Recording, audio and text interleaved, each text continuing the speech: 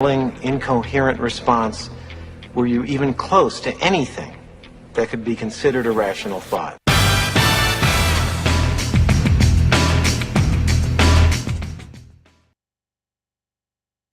All right, welcome to our show today. This is your host, Doug Crow, with the Author Your Brand Show. Today, we've got a very unique guest on here.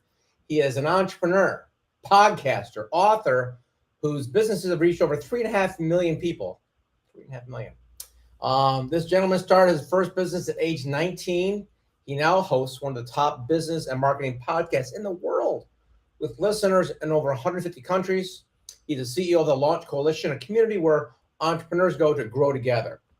He's worked with over 5,000 entrepreneurs of all levels and helps them go rapidly from wherever they are to 6 and 7 figures. So without further ado, I'll introduce our guest today, Brian Lofrumento. Brian, how are you today? I am good, Doug. So excited to be joining you today. And also, you nailed the last name, mainly because you just like excitedly stepped into it, and I love it. Yeah, that's why I figured make it up as we go. So we're going to spend a few minutes today talking about the Launch Coalition, what you guys do. Before we do that, give us some takeaways. Why should people stick around and listen to us for the next 20, 25 minutes? Yeah, great question, Doug. And I'll tell you what, well, first things first, I know you well enough to know that we are going to bring the heat today. We're going to bring some real value to people. And one of the main things when it comes to bringing that value is I want people to know exactly what they should be focusing on when it comes to growing their business. I know that there are so many things that we can focus on as entrepreneurs, but what we're going to talk about today are the only 6 things. There's 6 things that it comes down to if you want to grow a successful business. So I'm going to unveil all 6 of those things during our conversation today so that when people are done listening, that's not the way it works. Brian's supposed to reveal the top 3, and if you want 3 more, go to this website for the rest of them. Come on, I got to teach you how to do that. I'll tell you what, Doug. Actually, here's the thing, because I know that 6 is a lot, and I know that people are going to listen to this conversation and say, oh my gosh, this gives me so much clarity. I want to take it away. That's why at the end, I'll give people the link to go get the checklist for these 6 things. But now that they've met me on your show, they could go straight to imetbrian.com and get that growth checklist. But it really is those 6 things for them to sit down and say, what do I need to focus on to actually grow? All right. Very good. Well, we all love our humble beginnings, Mr. 19-year-old with the blog, getting his first unsolicited advertiser outreach. Tell us a little about your background, how you got started in business, and we'll go from there.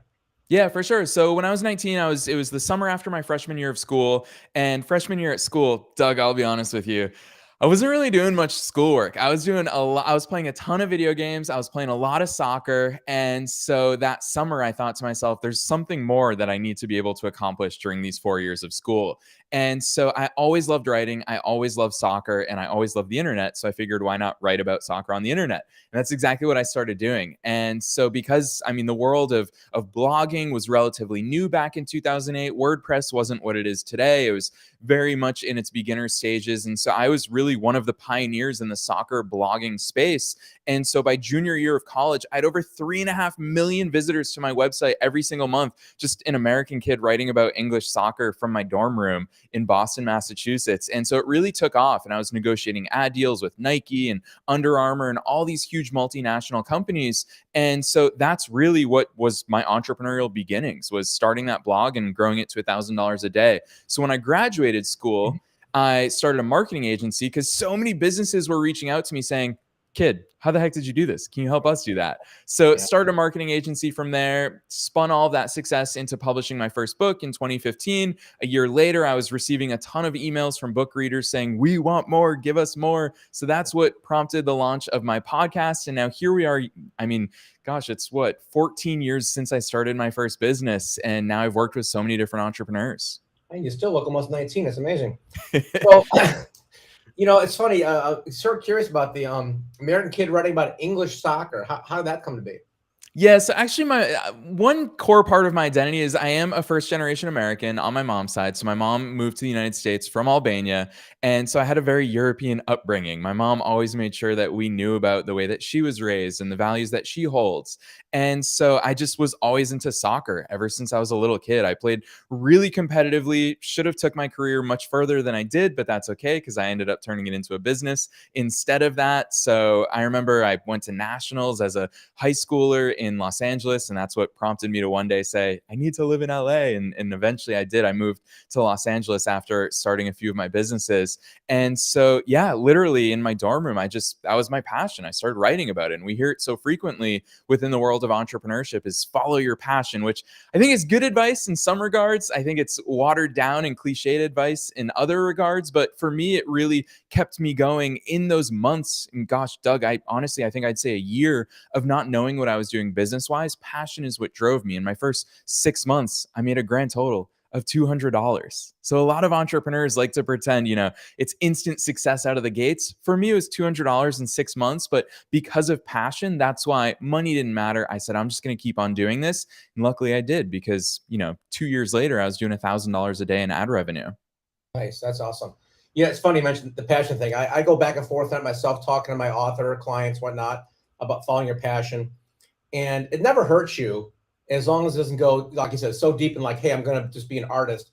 That's fine, but learn marketing art, because if you can't combine some marketing skills with your passion, it's going to be a lonely, lonely world.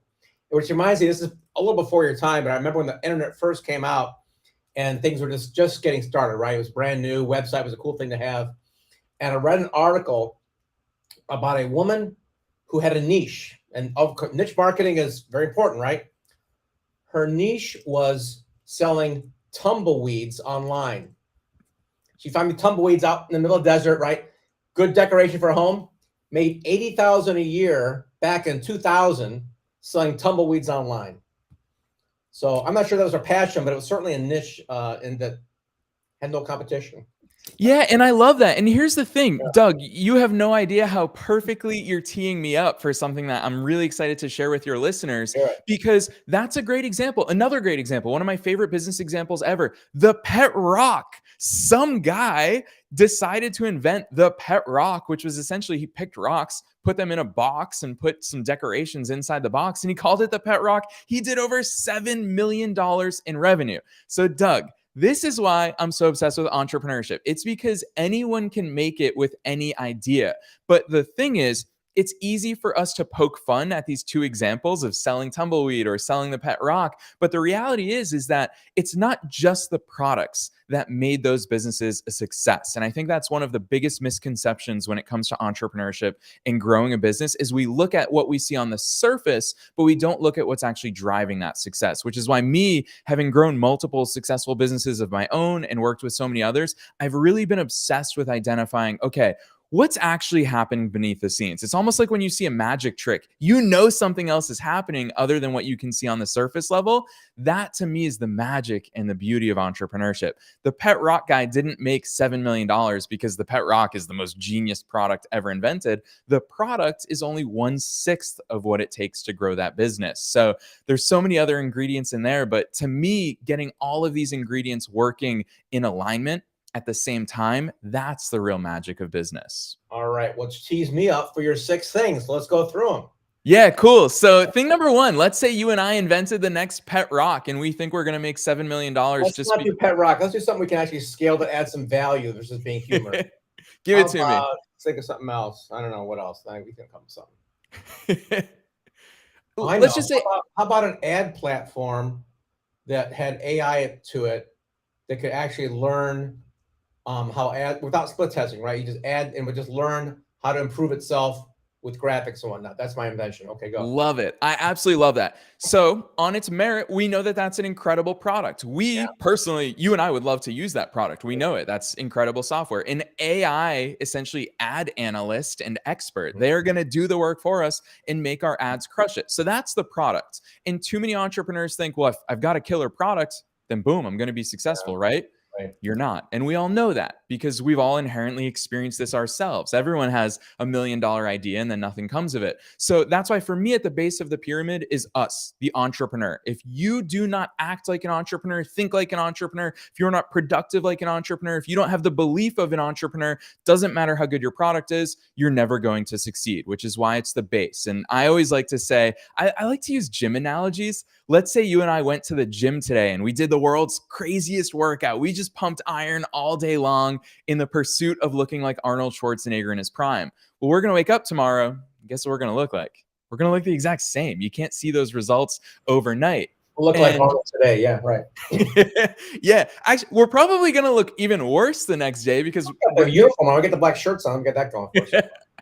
yeah. So that's the thing about entrepreneurship is that you have to continue powering through these obstacles without seeing results. So that's why, to me, this entrepreneurial belief and mindset is at the base of the pyramid. Get that wrong, nothing else can save you. If you get down in the dumps, you're a quitter, nothing will save you. The best product won't save you, great marketing won't save you. But if you have that right, then you can move further up the pyramid. And it's a pyramid. It's just belief and confidence and perseverance. Is that mindset of just pushing through?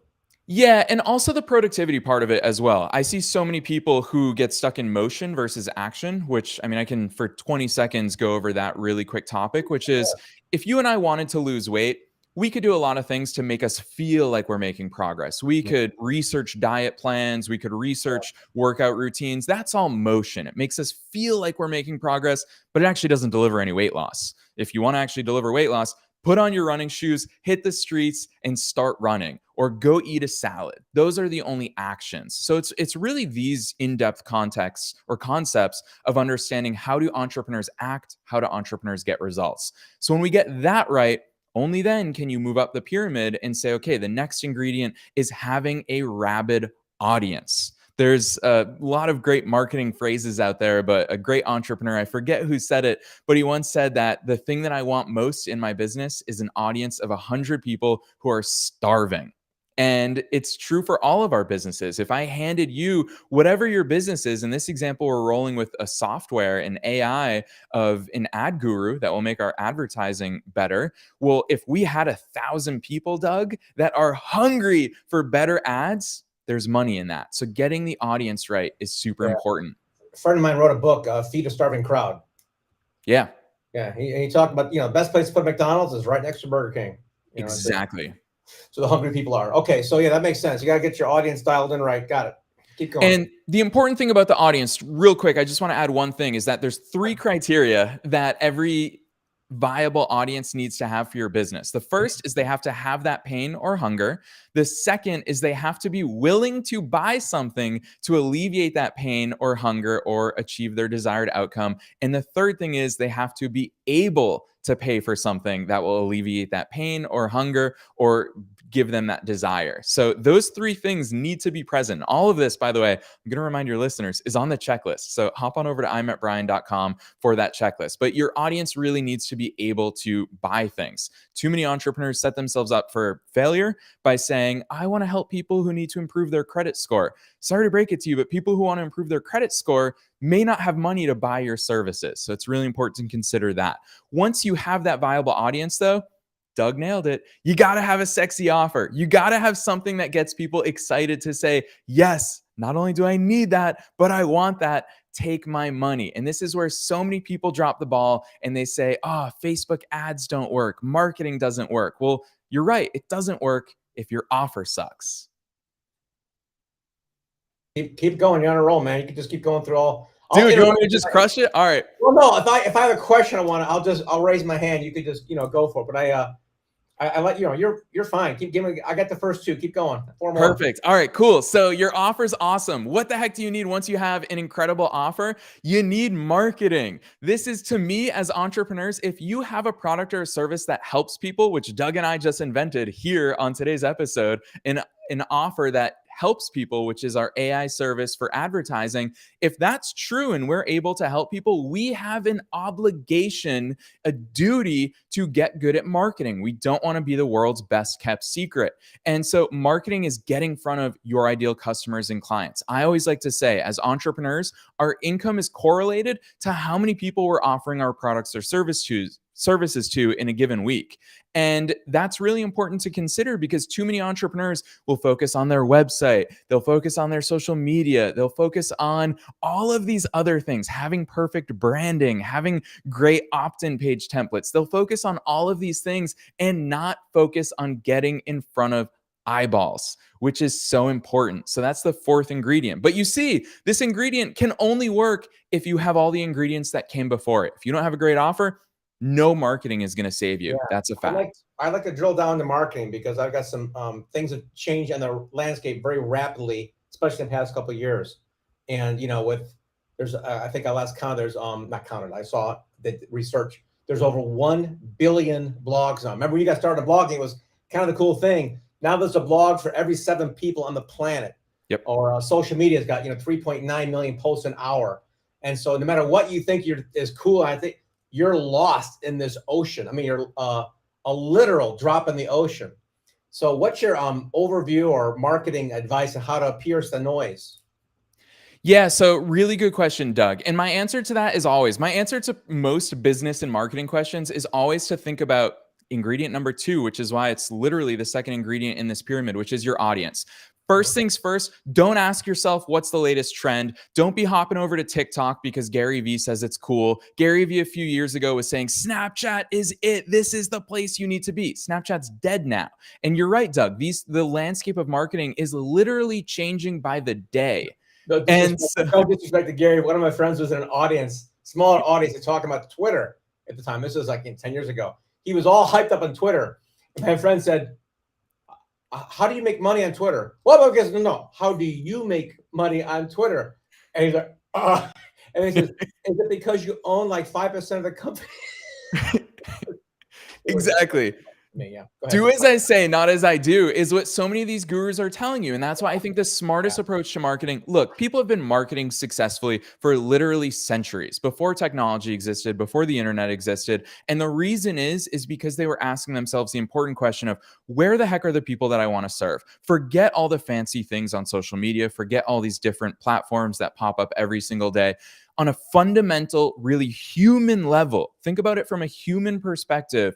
Where the heck are my people and what do they need? And so when we go into marketing, obviously we could branch into so many different aspects of it, lead magnets and leading with value and content marketing and all these different aspects. But at a really fundamental level, to me, the important question to ask ourselves is, where the heck are my people? Where are they so that I can get in front of them? And 2, when I do get in front of them, what do they need to hear right now? What is it that they're looking for? How can I help them overcome an obstacle that they're facing? And one of my favorite concepts in the world of marketing is that for marketing, really our biggest duty is to prove to people that we can help them. And the easiest way to prove to somebody that you can help them is to actually help them. And to me, that's successful marketing. It's not about having the most gimmicky video. It's not about the Tai Lopez's of the world saying, look at my Lamborghini.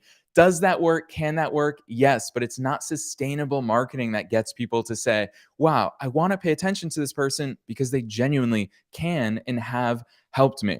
So marketing is incredibly important. Which brings us back to our example. Maybe we should change our stories here, Brian, because I'm not sure if you need more than one tumbleweed, and the pet rock was certainly a fad. Wasn't really a business, it was a fad product. I'm not sure what the guy did after that or how much he made versus his distributors, middlemen, and retailers, but we should probably work on our stories, I think. Anyway, I love the idea of getting in front of people where they are, and the best way to do that, of course, is just to ask them. Hey, if you don't know where your people are, then you've got to go do some research. Getting in front of them and getting the messaging right, that makes total sense. What about the next step? Yeah, so once you've got good marketing, and this is the one that everybody avoids, and ironically, this is the most important ingredient so far, and that is sales. If you are not selling to people, you are not making money. But the reality is selling is such a scary thing for entrepreneurs so that they avoid it. It's way easier and way more fun to hop in Canva and make a bunch of flashy graphics and upload them to your Instagram. It'll look so cool. But ultimately, marketing is nothing without sales. The reason why we've done all these other things within this pyramid so far is to generate sales and revenue.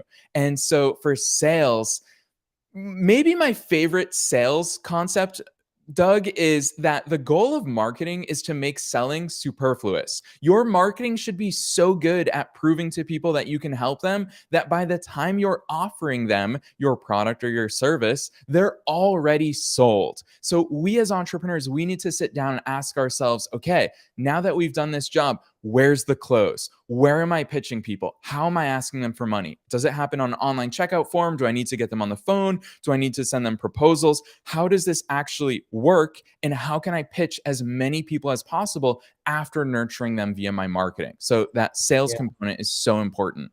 Yeah, people love to buy, they hate to be sold to. It's pretty fundamental. And I keep studying, it's hard for like you focus in the solo entrepreneur world, and it's hard for them to focus on big brands like Apple, who don't need to sell, right? Their branding is so spectacular, people want to buy their stuff. I get that, but how can that work on a smaller scale for someone who's like not Apple, but I'm just like a solopreneur selling a coaching service to veterinarians, right? How can I position myself such that, you know, my branding, my marketing is so good, they contact me and they say, how much do I send you? That's the goal, right? Yeah, really good question. And my answer is, look, you nailed it, Doug. I love how much you're already using the pyramid. So it's easy to look at Apple and say, holy cow, the iPhone sells itself. Why does it sell itself? Because Apple's nailed all of these prior ingredients. Apple knows their audience. Apple has an incredibly sexy offer. The iPhone sells because it's freaking amazing. And then they have great marketing. They're constantly showing up to people, and then they have no problem selling. And actually, now that we're on this fifth ingredient, which is sales, they have payment plans, they have protection plans, they have all of these things. To me, sales is not just about saying, hey, Doug, you want to buy my stuff? It's about making it as easy as possible to say yes. And Apple consistently masters that, which is why this ingredient, to really bring it back to the solopreneurs that you're talking about and that are so near and dear to my heart. I love solopreneurs. It's really important for us as solopreneurs to sit down and ask ourselves those same tough questions. Okay, now that I'm showing up for people, how can I make it irresistible? If you understand your customer, you'll understand their objections. You'll understand their ability to pay. You'll understand their desires. You'll understand their pain points. And that's where, if you focus on all the things preceding this ingredient, your sales job becomes that much easier. If you don't use this approach, and you just want to, in a microcosm, say, how do I generate more sales? Apple's killer at making sales. Well, then you're missing the magic. To me, that's what we're talking about in this conversation, is that real magic. Looking beyond the surface level and acknowledging that Apple actually has done all of these other steps. Look at Target. Target doesn't need to work hard to get sales from us, but they actually do. They actually do have really effective marketing. They do nurture us. They do send us marketing emails. They are consistently showing up. They know their audience. One of my favorite marketing case studies in the world is when Target got sued because they were mailing coupons for pregnancy products and baby products to a 15-year-old girl. And the girl's parents said, what's going on here? Wow. And Target said, we don't know. And it actually turns out, when it went to court, that Target's algorithms, based on the girl's purchasing behavior, Target knew that she was pregnant before she did. Ooh, so much for our AI advertising engine. Forget that idea. I don't want to do it anymore. It's incredible, though, isn't it? Oh my God. How embarrassing. Yeah, Mom, I don't know why I ordered these condoms and this stuff.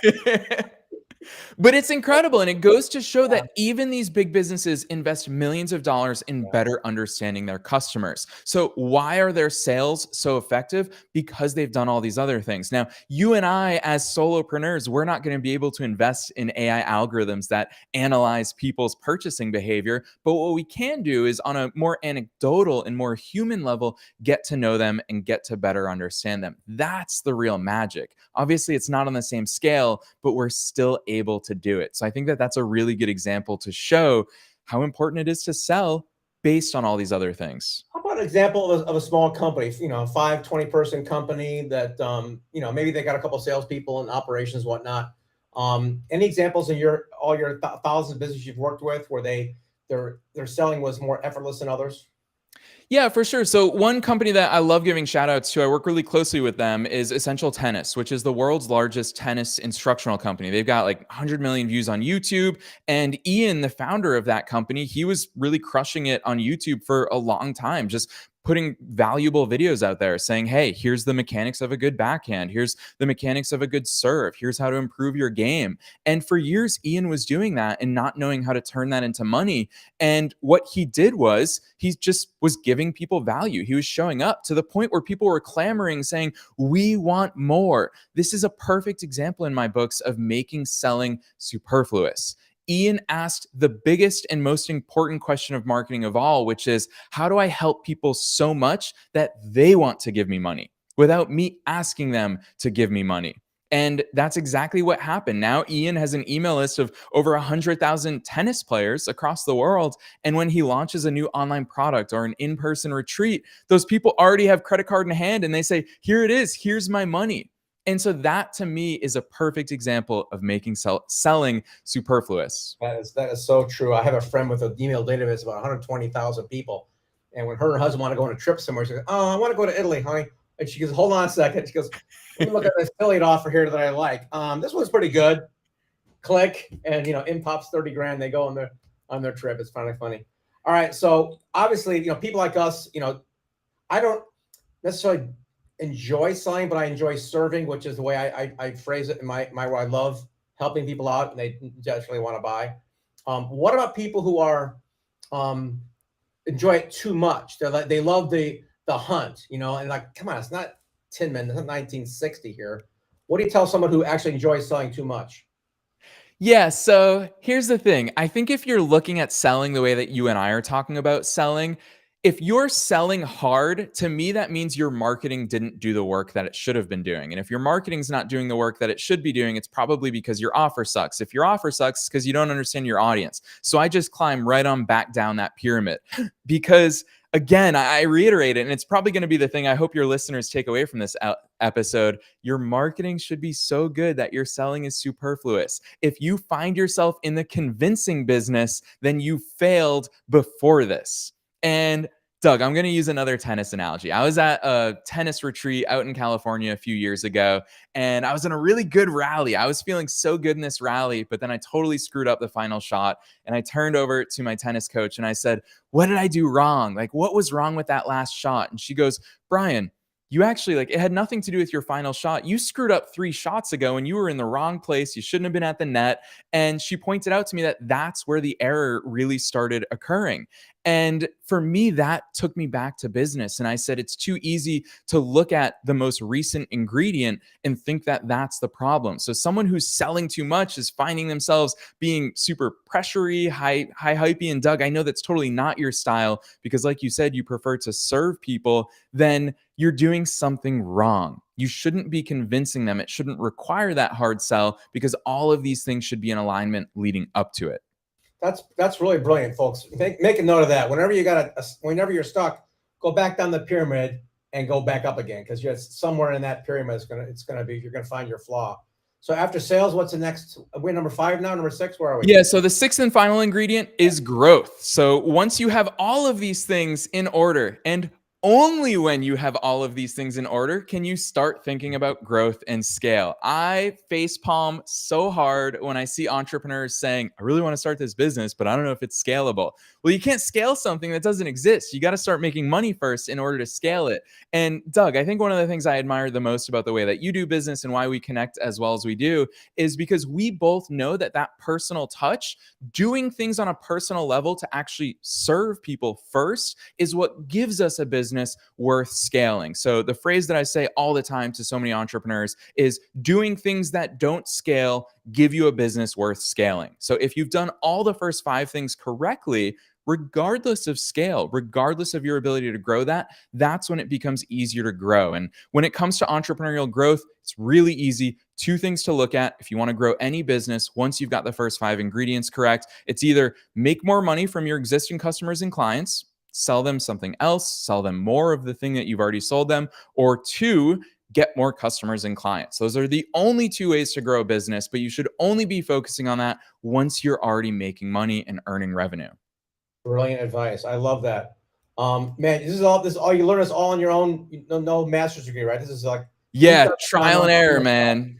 Yes. Dude, trial and error. That's the way to learn. I always tell people there's only one way to learn how to ride a bike. You could read books about it. You could watch YouTube videos about it. Ultimately, you got to put your butt in that seat.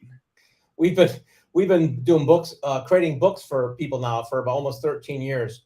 And I was telling a client the other day, I said, I think I'm going to make an MBA by just interviewing my clients because they're all like, super successful CEOs of, privately held mid-cap firms and whatnot. I'm like, I'm taking good notes here. So it's a lot of fun. I think it's more relevant nowadays too. I think about my college days and my professors in the film industry. There's only one that actually made movies. The rest of them are all, theorists. See, that kills me. Kills me. Yeah. Dude, think about my college experience. All of my classmates were sitting in a classroom, hypothetically talking about starting a business. I was in my dorm room grinding, negotiating ad deals. So much more value from that experience. Yeah, absolutely true. All right. So what can we offer the listeners today, Brian? We got your checklist.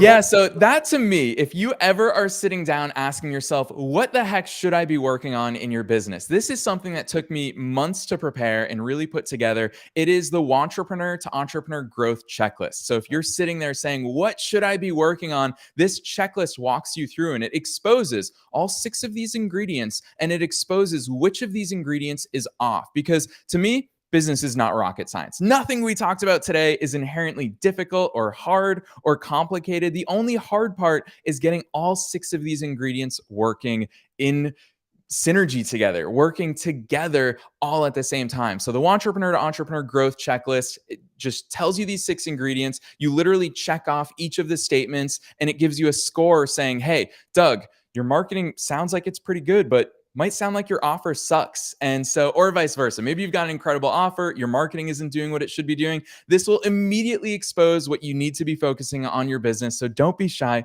Go get the checklist. There's like no upsells or anything that I'm going to offer you there. Just go download the checklist. It's instantly delivered to you. And that's at imetbrian.com. Now that you guys met me here on Doug's show, which I love the work that Doug is doing, just go to imetbrian.com, get that growth checklist.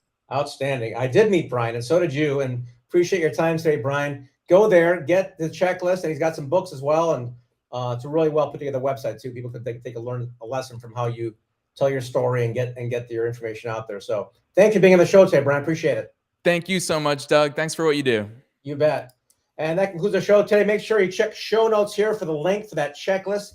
Get Brian's book. It's good stuff. I'm getting the checklist myself because everybody needs a little polishing update in their business from now and again. So check it out. That concludes the show today. Don't forget to subscribe below to the show because you get some freebies from us as well. Thanks so much, and we'll see you next time.